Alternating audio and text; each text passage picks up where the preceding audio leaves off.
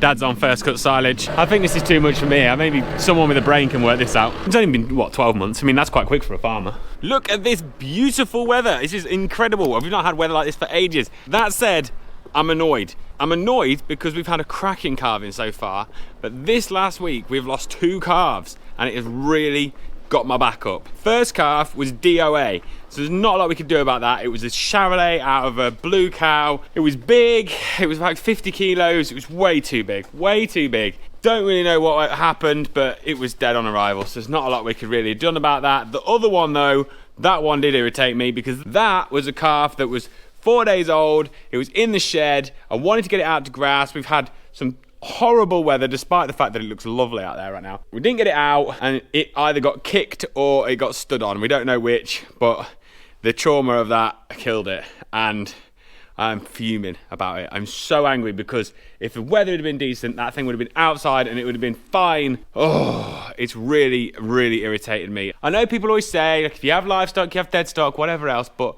oh, it's still really got my back up. The only good thing to come out of it though is we've got the twins just here. I'm just about to bed and feed these guys. We've got the twins just here and this is the cow that had the dead calf. So what we've been able to do is suckle one of the twins on her and she allows it to happen. So we might try and foster one over so that this heifer just has life a little bit easier. It should put her in a better position for getting back in calf. So what I'm gonna do now is I'm gonna just chuck that calf over there. I'm gonna suckle that. I'm gonna feed and bed and water all these guys.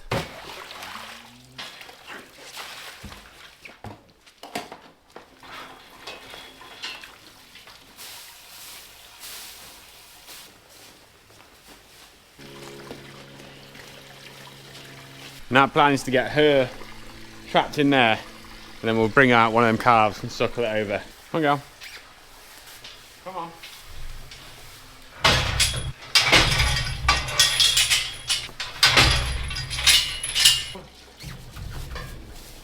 That's her on there. She's been a little bit kicky this morning, which I don't know why, because she's been great, that cow has. Hopefully it'll let it suck a little bit longer. One thing I will say about these Bateman hurdles, they're great, these Bateman calving gates. Awesome, really like them. But that bottom bar kind of irritates me a little bit because you see, the heifer's just struggling to get her legs in the right place for suckling. It's annoying. I've seen some of them flip up, but I don't know if I like that idea either because I don't think they flip high enough. They're not hinged high enough, but I don't know. They work. I shouldn't moan too much.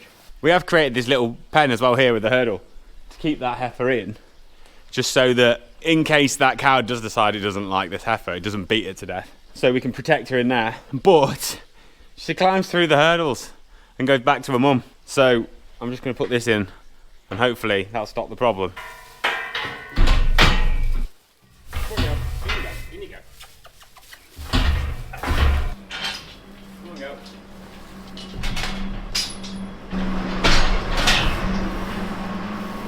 Tractor's got an oil leak. Not exactly sure where it is, but we noticed that patch there yesterday when it was parked there, putting the trailer on. And now I'm trying to find it, but I can't see anything. It's dripping down here somewhere, but everything here's dry. Everything seems tight. I would have thought there would have been a loose connection somewhere. And it's weird because this side's wet, but then it's dripping over here. I don't know if this is a job for me. I'm not much of a mechanic. We have had new spools on this tractor as well because it is the drippiest thing in the world. Also seems pretty good under here as well. It's a bit there, look, it's wet on the bottom of that arm. Just there. Can you see it? That's wet.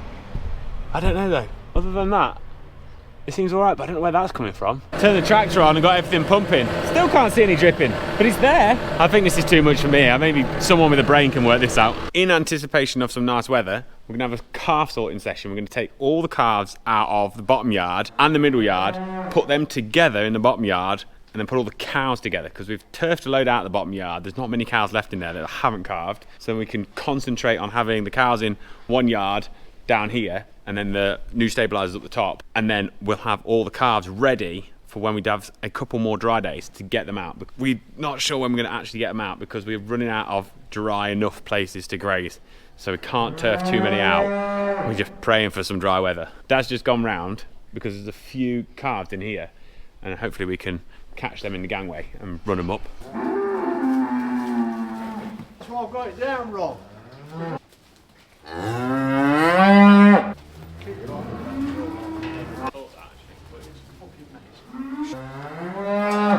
So that's these cows out from the 1 yard.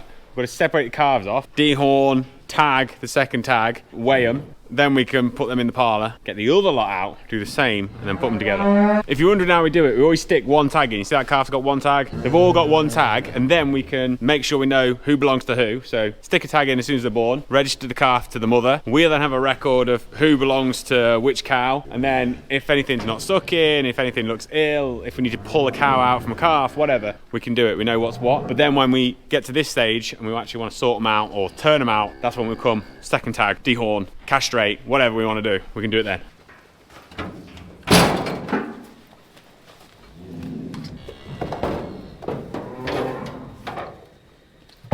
Paul, it says. It's a Paul, it's got to be.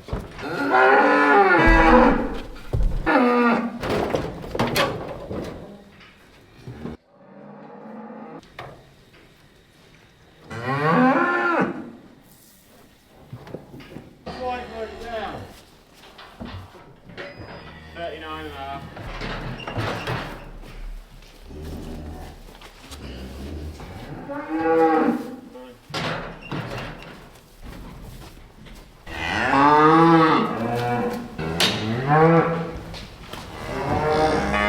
And there we go.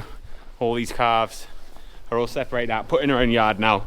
They should be a little bit safer in here, just being in here with their mums and not with any of the other cows. Hopefully, fingers crossed, we'll get them out later in the week, but it's gone from being lovely and sunny to being cloudy, and it's forecast to start raining in about an hour, and we're going to have some storm for a few days. So that's going to really mess things up a little bit, I think. At least if they're in here, we've got some nice dry bedding, they can settle down, we can stay safe, the calves can stay in here away from all those cows, and fingers crossed, we'll be out of the danger zone. The other thing it's worth noting that we've done this year, which is a little bit different, we've castrated all the Charolais bull calves and we're keeping all the stabilised bull calves entire. Reason being that the stabilised bull calves last year have performed really well. The Charolais ones, although they're not bad, they just don't seem to be performing as well, and we're getting some really cracking growth out of the heifers. Spoke to the guy who does our nutrition. He said maybe we should look at castrating the males. So we've kind of gone half and half, keep stabilisers entire, castrate the Charolais, and then we can do a bit of a comparison, how we're getting on. And then next year we'll see whether we want to castrate everything or not. The thing with castrating is we don't have to finish them so quickly, which is good, we get a bit more time, and they can grow a little bit slower as well. So we could also turn them out to grass, maybe sell them as stores. We've got a lot more options with them. So just, yeah, a bit of an experiment. We're going to see what happens. Dad's on first cut silage. Before last calving, I said wanted to get a bit of worktop put in this corner because this is an old wallpaper pasting table and it's a bit naff. We didn't do it. So obviously we're now at the next calving. We still haven't done it. Until now, we're going to actually do this whole thing in here. So we're going to have a lower one which runs along here for sitting at, doing writing up tags, doing all the bits and pieces that you do. And then we're going to run a higher one which runs the same height as my AI box along there, so that we've got a bit of somewhere for working. If we do semen testing, you can have all the what's that thing you do? The microscope. You use the microscope, put the microscope on there. We're going to get some lights above it. We've got one up there already. We're going to put another one up. We can put some plugs on the wall. It's going to be dead smart. It's only been, what, 12 months? I mean, that's quite quick for a farmer.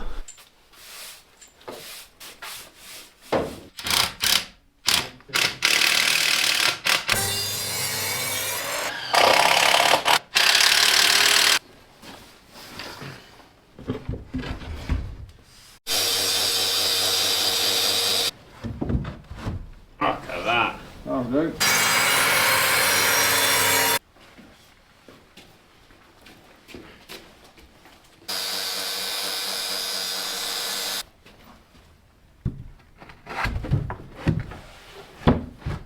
Hey, look at that. Not too shabby if I do say so myself. That's quite smart, that is. I know it's two different colours. Whatever, that's just what we got. But hey, it looks better than most people's kitchens. We've made it a couple inches higher than we thought we'd need it because the floor here, if you can see, there's a step. So we keep thinking about floating this floor in, and especially now I've got Freddie knocking around. Like when he starts toddling, that step used to trip me up every 5 minutes when I was a kid. Still does now. So we'll probably float it in, make it smooth. I'm going to cut my pallet down that my box stands on. So that's my AI box, got all my flask and God knows what else in there. Look at that, lovely. So that can all drop down there, get it nice and flush along the top. As I said earlier, we're going to get a light up there, couple of plugs so that when we're semen testing, we can plug in the incubator and the microscope and all that kind of stuff, and we can have all that nice set up there, stop any trailing wires along the floor. She's just annoying. Originally we were going to stick this white one higher and over the top so it was at a standing height, but actually because we've lifted it up, it would have only been a little tiny bit higher, so we just thought, you know what, just make it flush. And that is super smart. Happy as Larry with that. I think that's really cool. Just up on the wall, checking cows. Everything seems good at the minute. We've had another 3 in here, I think there is. There's one more up the top, and then there's another one we stuck out in the field as well that's calved. Bit of a nightmare cow. Don't like having it in the yard because it's nasty. So she's calved as well out in the field, which is good. A few more in here bagged up, ready to go as well. So hopefully pretty soon they'll be blowing. I reckon we're in for a busy Easter weekend. And on that note, have a good Easter weekend. Look after yourselves, people, and I'll see you in a bit. Ta-da!